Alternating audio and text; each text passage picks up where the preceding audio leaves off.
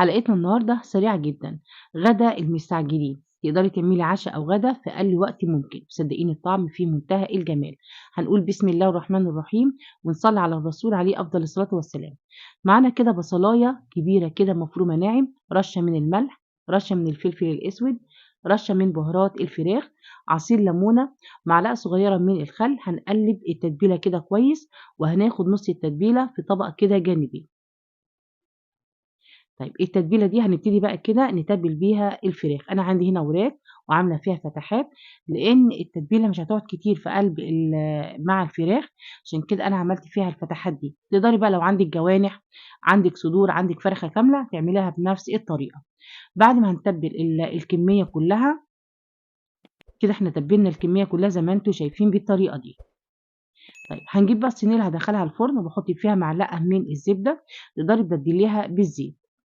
عندي هنا بقى بطاطس مقطعاها هنا كده حلقات، وهي تقريبًا بطاطساية أو 2، هابتدي إن أنا أفردهم في الصينية، ودي هتبقى قاعدة للفراخ. عندي كمان فلفل ألوان حاطاه كده زي ما أنتم شايفين، وهابتدي أدّي رشة من الملح والفلفل الأسود كده بسيطة. وعندي بقى المعلقة اللي أنا كنت راكناها من تتبيلة الفراخ اللي هو البصل، هابتدي إن أنا أحطها كده على الفلفل والبطاطس من فوق. بعد كده هابتدي إن أنا أحُط الفراخ اللي إحنا كنا بقى هنا متبّلينها. دي مش صينية بطاطس خالص، بس أنا عاملة دي عشان دي صينية فراخ مشوية، ما تتحرقش الصينية عندِك من تحت. هابتدي هاحُط كده معلقة من الزبدة على الفراخ من فوق، تقدري برضك تبدّليها بالزيت. دي التتبيلة اللي أنا كنت متبّلة فيها الفراخ. حطيت هنا معلقتين من الصلصة، وحطيت هنا نُص كوباية من المَيّة، ورشة من الملح، ورشة من الفلفل الأسود، وقلّبتهم كده تقليبة كويسة. وهابتدي إن أنا أزوّد بقى كده الفراخ بتاعتنا.